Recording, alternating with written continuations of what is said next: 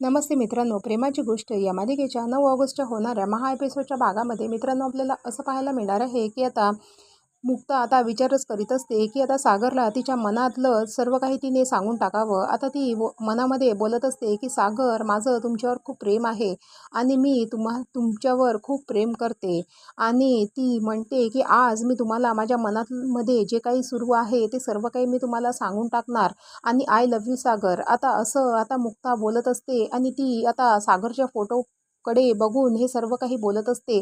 आणि ती आता सागरच्या फोटोकडे बघून आय लव्ह यू असं बोलत ती खूप हसत असते. आता तेव्हाच आता आदित्य आपली पिगी बॅग घेऊन आता मुक्तासमोर येतो आणि तिच्यासमोर भीक मागत तिला म्हणतो की मुक्ता काकू, मी तुम्हाला खूप रिक्वेस्ट करून सांगतो आणि मला माझे बाबा हे परत देऊन द्या आणि तुम्ही माझ्या बाबांच्या जीवनामधून नेहमीसाठी इथून आमच्या घरून निघून चालले जा.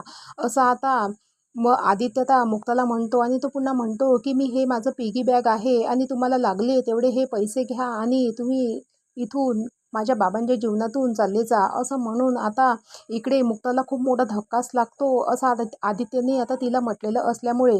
आता मित्रांनो, ते येणाऱ्या भागामध्ये पुढे नक्की काय होणार? आता आदित्यने तर आता मुक्तासमोर ही मागणी केलेली आहे की त्याचे बाबा त्याला परत द्या म्हणून. पण आता मुक्ता आता असं करणार का आणि पुन्हा सागरच्या जीवनामधून ती निघून जाणार का?